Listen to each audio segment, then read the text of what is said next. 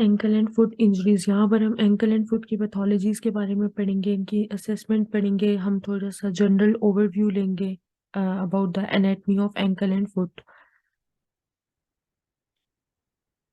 सो हम सबसे पहले एंकल एंड फुट कॉम्प्लेक्स पे आ जाते हैं। ये हमारे पास stability and mobility demands ankle and foot complex को मीट करना पड़ती हैं। किस तरह? देखिए, हम जब खड़े होते हैं तो हमें स्टेबल बेस ऑफ सपोर्ट मिल रहा होता है, तभी हम खड़े होते हैं। ठीक है, इस तरह हम वॉक कर रहे हैं तो हमारी मोबिलिटी डिमांड्स ही पूरी हो रही हैं। ऐसे तो नहीं हो रहा कि हम वॉक करते हुए गिर जाते हैं। ठीक है, तो यहाँ पर हमारे पास स्टेबिलिटी डिमांड्स भी पूरी होती है एंड मोबिलिटी डिमांड भी पूरी होती है। अब स्टेबिलिटी डिमांड्स किस तरह पूरी हो रही है कि हम वेट बेयरिंग पोस्चर में है, स्टैंडिंग पोस्चर हो गया, तो वहां पर हमें स्टेबल बेस ऑफ सपोर्ट मिल रही है, मस्कुलर एक्टिविटी भी अनड्यू नहीं हो रही और एनर्जी एक्सपेंडिचर भी अनड्यू नहीं हो रहा।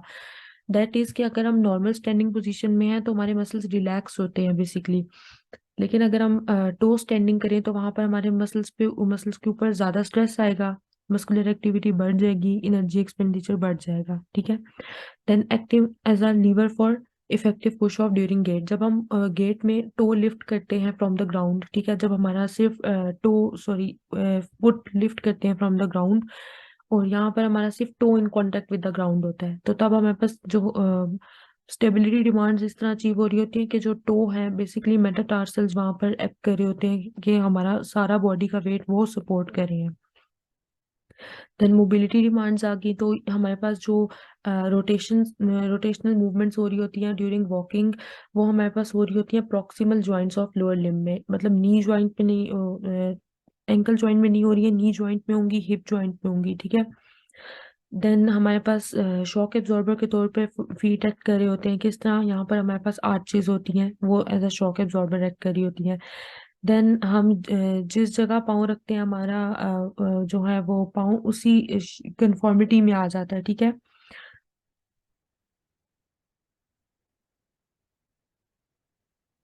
अच्छा, यहाँ पे हमारे पास इस कॉम्प्लेक्स में 28 बोन्स होती हैं। ठीक है, एंड 25 जॉइंट्स होते हैं। 25 जॉइंट्स में हमारे पास प्रॉक्सिमल एंड डिस्टल टिबियो फिब्युलर जॉइंट आ गए, टेलोक्रूरल जॉइंट आ गए जिसे हम एंकल जॉइंट बोलते हैं। ठीक है, टेलो कैल्केनियल जॉइंट आ गया जो कि बेसिकली सब टेलर जॉइंट होता है टेलस एंड कैल्केनियम के बीच में।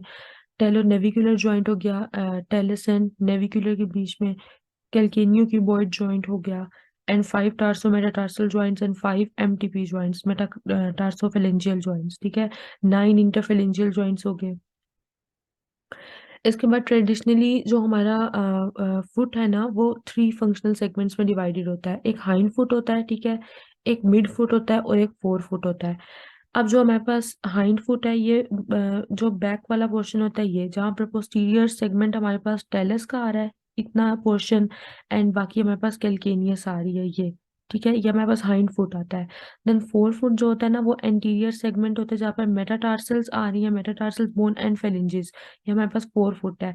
अब जो बीच का पोर्शन है जहाँ पर हमारे पास मिडिल सेगमेंट में नेविक्यूलर बोन आ रही है, ठीक है, और इसके अलावा 3 क्यूनिफॉर्म्स आ रही हैं और क्यूबॉइड आ रही है। ठीक है, या हमारे पास मिड फुट आ गया। अब ट्रेडिशनली 3 सेगमेंट्स में डिवाइडेड है और सबसे ज्यादा जो वेट बेयर हो रहा होता है वो हाइंड फुट पे हो रहा होता है।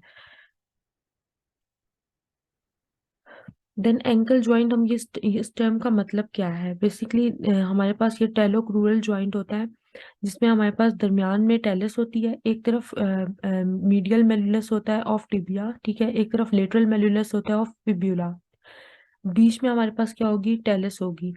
अब ये साइनोवियल हिंज जॉइंट है, इसका क्या मतलब है? इसकी मूवमेंट्स हो सकती हैं, फ्लेक्शन और एक्सटेंशन। ठीक है, देन 1 डिग्रीज ऑफ फ्रीडम है इसका।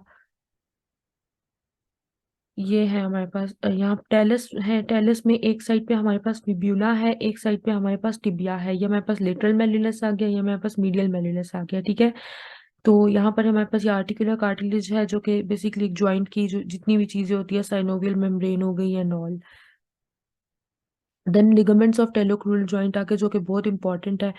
फाइब्रस कैप्सूल होता है हमारे पास पहले, उसके बाद डेल्टॉइड लिगामेंट होता है। डेल्टॉइड लिगामेंट मीडियल एस्पेक्ट पे प्रेजेंट होता है तो इसको मीडियल लिगामेंट बोलते हैं, और ये स्ट्रॉन्ग लिगामेंट होता है। इसको डेल्टॉइड क्यों बोलते हैं? बिकॉज ये ट्रायंगुलर होता है। ठीक है, इसका जो सुपरफिशियल पार्ट है उसमें फर्दर 3 लिगामेंट्स होते हैं, anterior tibionavicular ligament, middle tibiocalcaneal ligament and posterior tibiotalar ligament.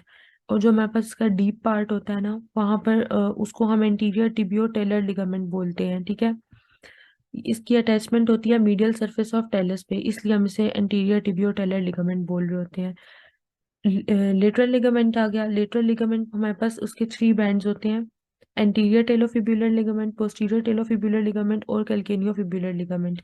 सबसे ज्यादा जो हमारे पास डैमेज होता है वो लेटरल लिगामेंट डैमेज हो रहा होता है।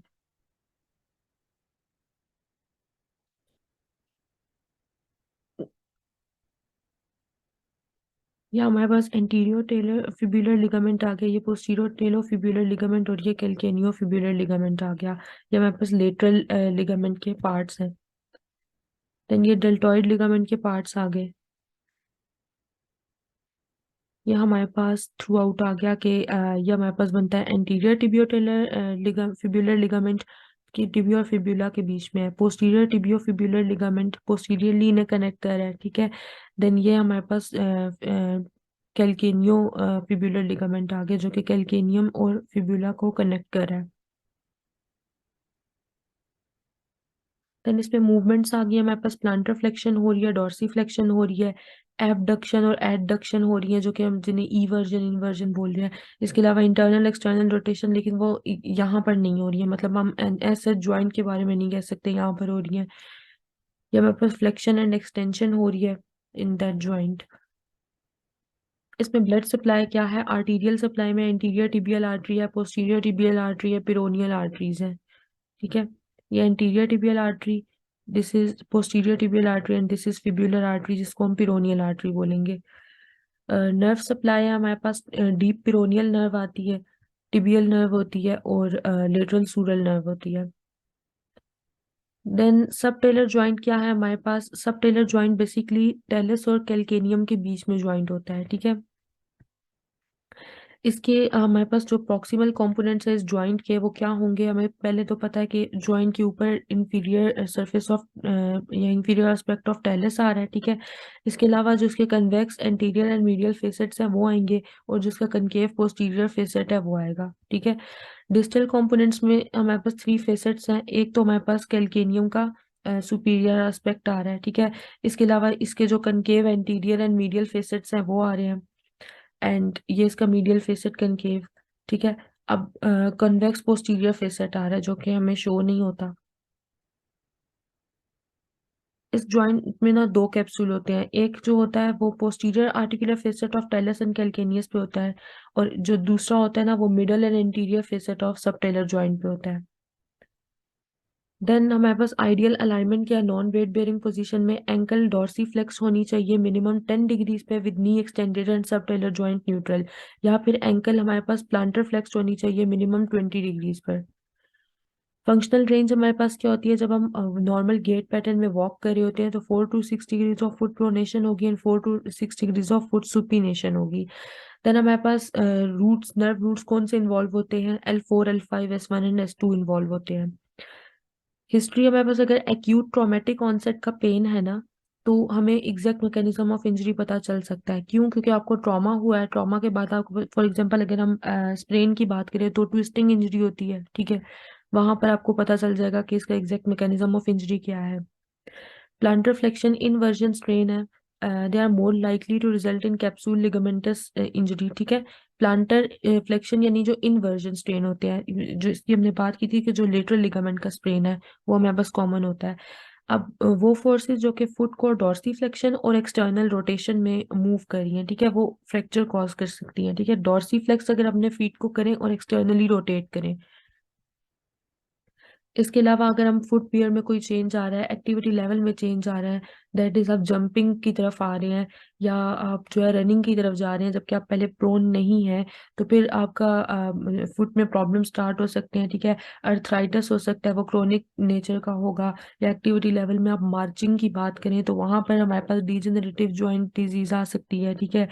या फिर प्लांटर फिशाइटिस आ सकता है अगर आप हाई हील्स पहन रहे हैं, ठीक है। तो वो क्योंकि क्रोनिक जा रहा है तो वहां पर प्लांटर फेशा की इन्फ्लेमेशन हो जाएगी, और इस तरह मतलब क्रोनिक नेचर के प्रॉब्लम हमारे पास जो है वो उनका ऑनसेट जो होता है वो डिलेड होता है। हाई हील्स जो है वो टोज को डॉर्सी फ्लेक्स करेंगी व्हेन स्टैंडिंग, ठीक है। आप देख रहे हैं कि आपकी हील्स रेज्ड है, तो आपकी जो टोज है वो डॉर्सीफ्लेक्स पोजीशन में है और वो in contact with the ground आ रहे हैं। अच्छा, अगर आपको क्रैम्पिंग फील होती है फुट में, ठीक है, वो साइन हो सकता है मस्कुलर फटीग का, ठीक है, बायोमैकेनिकल डिस्टरबेंस हो सकती है, मस्कुलर फटीग का साइन हो सकता है। इसके अलावा अगर आपकी क्रैम्पिंग के साथ साथ इंटरमिटेंट क्लॉडिकेशन हो रही है, यानी कि आर्टीरियल इंसफिशिएंसी हो रही है, आपको लग रहा है आर्टरी की सप्लाई नहीं है सही, ठीक है, फुट वाइट होगा, रेनॉल्ड्स फिनोमिना वगैरह होगा। और इसके अलावा जो है वो अनकंट्रोल्ड मूवमेंट्स होंगी, ठीक है, जर्की मूवमेंट्स, उनको आप सस्पेक्ट करेंगे वो आर्टीरियल इंसफिशिएंसी की वजह से भी हो सकता है। और अगर आपकी हिस्ट्री ऑफ पेन और क्रैम्पिंग है, मतलब आपको ज्यादा फील होता है और लोअर लेग में जो है वो ज्यादा फील हो रहा है गैस्ट्रोनीमियस एंड सोलियस के इर्द गिर्द, ठीक है, काफ मसल्स के पास, या वॉकिंग पे आपको फील होता है लेकिन जो है वो पेन आपका रेस्ट पर रिलीव हो रहा है, ठीक है, तो तब आपको आप ये देखें कि आपका डिस्क प्रोट्रूजन वगैरह तो नहीं है, ठीक है, क्योंकि हो सकता है कि यहाँ पर डिस्क प्रोट्रूजन का केस हो। और अगर डिस्क प्रोट्रूजन का केस है तो यहाँ पर हमारे पास क्रैम्पिंग जो है वो नाइट में ज्यादा होगी। देन फिजिकल एग्जामिनेशन में हम सबसे पहली चीज ऑब्जर्वेशन देखते हैं कि जनरल अपीयरेंस क्या है, बॉडी बिल्ड क्या है, ठीक है, वेट बियरिंग स्ट्रेसेस हमारे पास, अगर बंदा ओबीज है तो जाहिर सी बात है उसके जो है वो ओवरवेट होगा, ओवरवेट होने की वजह से उसके ऊपर स्ट्रेस ज्यादा आएगा उसके फीट पर। देन गेट देख रहे हैं, एक्टिविटीज ऑफ डेली लाइफ देख रहे हैं। अब हम activities of daily life patient की ऐसे नहीं देख सकते, फंक्शनल मूवमेंट्स असेस कर सकते हैं, लेकिन जो एक्टिविटीज ऑफ डेली लाइफ है वो हम सिमुलेटेड फॉर्म में करते हैं। आप वॉक करते हैं तो आप किस तरह करते हैं, आप जॉग कर रहे हैं आप किस तरह कर रहे हैं, ठीक है, ये सब चीजें हम सिमुलेटेड फॉर्म में करवा रहे होते हैं। Then proprioception and balance check करेंगे, एंकल की प्रोप्रियोसेप्शन देख रहे हैं, बैलेंस रीच टेस्ट वगैरह करवा के बैलेंस देख रहे हैं।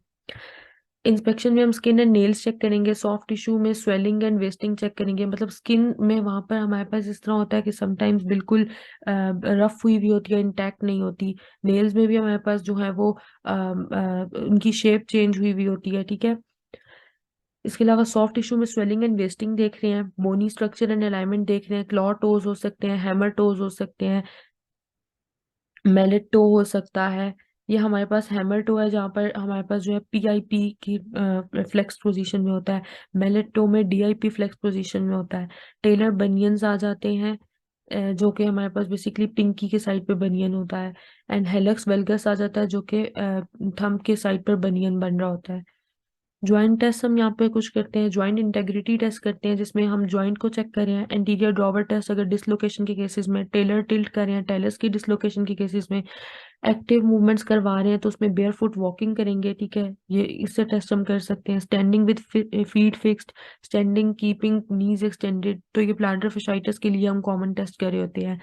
पैसिव फिजियोलॉजिकल मूवमेंट्स या टेस्ट करने हैं हमने, तो वहां पर हम विंडलेस इफेक्ट को चेक कर रहे होते हैं। विंडलेस इफेक्ट हमारे पास क्या होता है कि जब हम टो स्टैंडिंग पोजीशन में होते हैं तो प्लांटर फेशा जो है वो फुट को सपोर्ट कर रहा होता है, ठीक है, वेट बेयरिंग एक्टिविटीज में भी कर रहा होता है, और वो बेसिकली रेज्ड एक स्ट्रक्चर है ना, तो अगर वहां पर एक्सेसिव वेट आ रहा है या वो ज्यादा स्ट्रेच हो रहा है तो वहां पर इन्फ्लेमेशन हो जाएगी।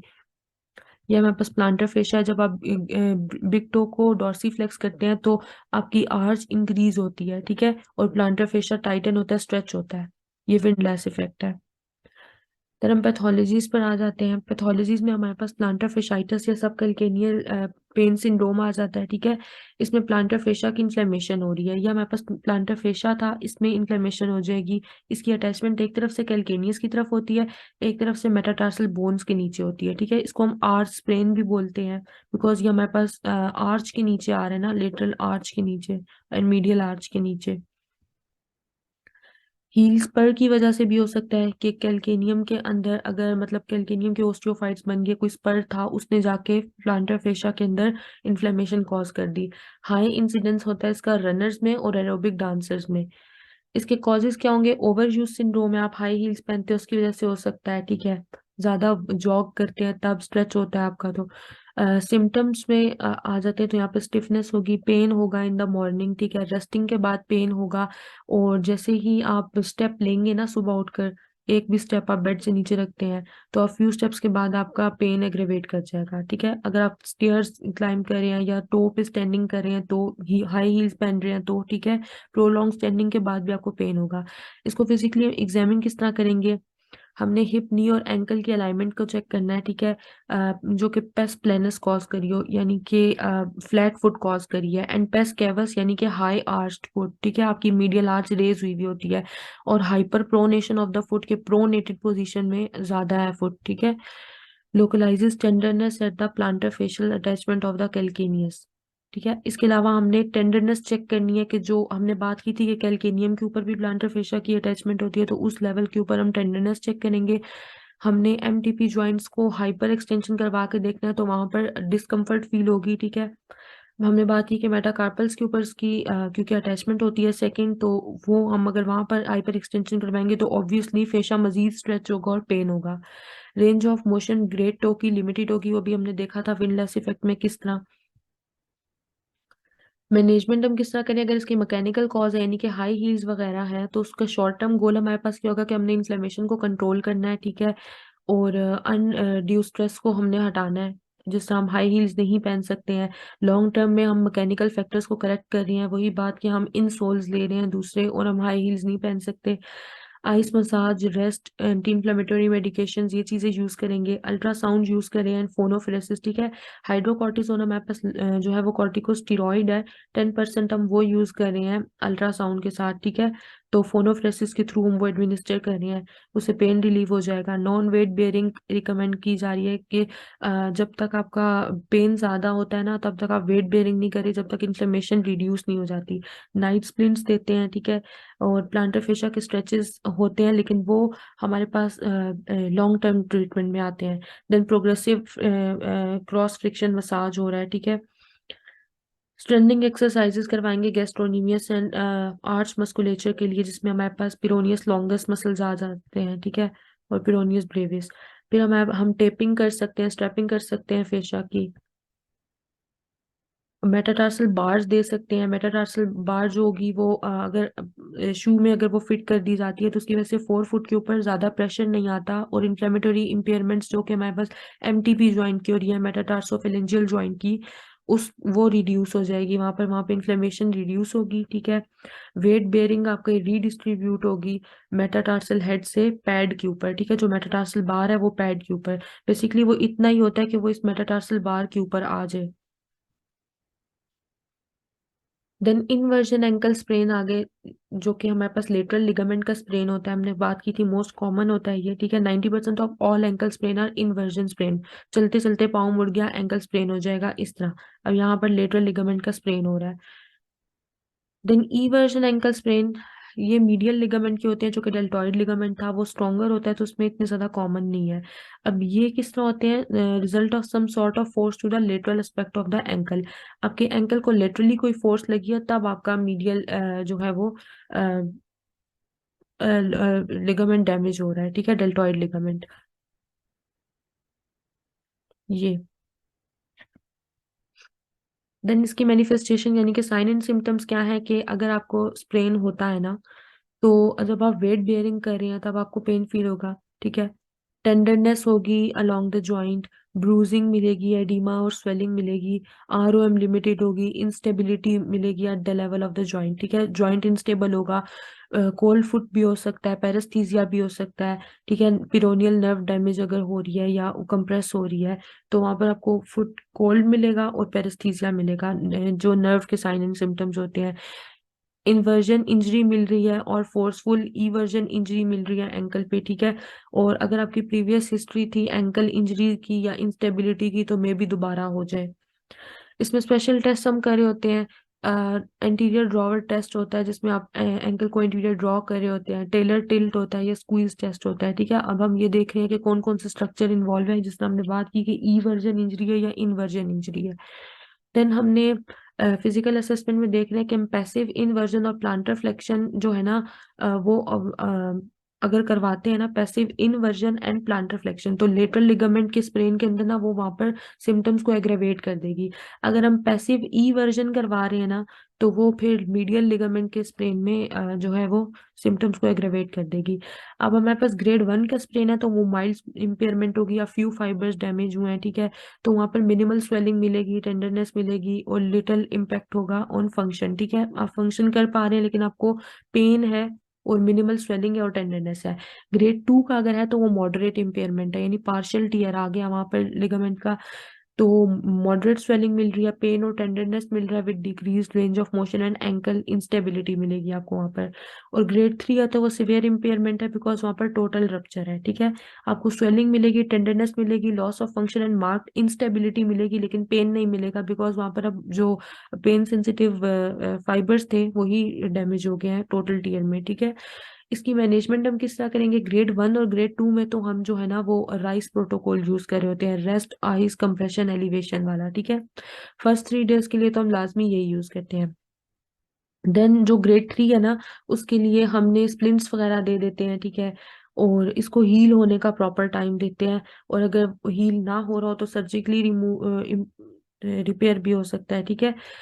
तो वैसे यही है कि जो ग्रेड 1 एंड ग्रेड 2 है ना वो 2 to 4 वीक्स में हमारे पास जो है वो क्योर हो जाएगा, लेकिन जो ग्रेड 3 है उसको ज्यादा टाइम चाहिए, 4 to 8 weeks. Then ankle dislocation. Ankle dislocation में क्या है कि जो आपकी एंकल बोन्स है ना वो उनकी अलाइनमेंट जो है वो जो है वो मेंटेन नहीं रही, अब वो डिसअलाइन हो गया, ठीक है। अब एंकल डिसलोकेशन ज्यादातर स्प्रेन और फ्रैक्चर्स की वजह से ही हो रही होती है। अगर हमारे पास मीडियल साइड का स्प्रेन हो गया तो फिर हमारे पास सपोर्टिंग स्ट्रक्चर नहीं रहेगा और एंकल डिसलोकेट हो जाएगी। टेलस था, टेलस से जो हमारे पास वो टिबिया का मीडियल मेलुलस था वो यहाँ पर हो गया डिसलोकेट। इसकी मैनेजमेंट हम किस तरह करते हैं, बेसिकली साइन एंड सिम्टम्स पहले देखते हैं कि एक्सक्रूशिएटिंग पेन मिलेगा, लॉस ऑफ एंकल फंक्शन मिलेगा, नम्बनेस मिलेगा या पैरालिसिस मिलेगा। नम्बनेस और पैरालिसिस हमें क्यों मिलेगा, क्योंकि यहाँ से नर्व पास करी होती है, पोस्टीरियर टिबियल नर्व, ठीक है। यहाँ पर हमारे पास जो मीडियल एस्पेक्ट है यहाँ पर हमारे पास टार्सल टनल होती है, ठीक है। देन मैनेजमेंट पे हम आ जाते हैं, तो राइस प्रोटोकॉल यूज करें फर्स्ट 3 डेज के लिए। जब पहले तो इनिशियली इस तरह नहीं होता कि पेशेंट जो है वो वेट बेयर कर सके, ठीक है, और एंकल की मूवमेंट भी नहीं कर सकते, स्प्लिंटिंग वगैरह होती है, ठीक है, ताकि जो है वो जॉइंट अपनी कंफर्मिटी में वापस आ जाए। जब एक दफा आपने वेट बेयरिंग स्टार्ट कर दी है जॉइंट के ऊपर, वहां पर मूवमेंट स्टार्ट कर दी है, तो अब आप वहां पर आरओएम को इम्प्रूव करवाएंगे, और देन आपने स्ट्रेंथ ट्रेनिंग करानी है, लेकिन प्रोग्रेसिवली, एकदम से फुल स्ट्रेंथ की तरफ नहीं चले जाना। देन एक्लीज टेंडिनाइटिस है। एक्लीज टेंडिनाइटिस में हमारे पास एक्लीज टेंडन इन्फ्लेम हो जाता है, ठीक है। ये रनिंग और जंपिंग एक्टिविटीज में होता है, इसके ओवर यूज इसका कॉज हो सकता है। एक्सेसिव फोर्स डॉर्सी फ्लेक्शन, ठीक है।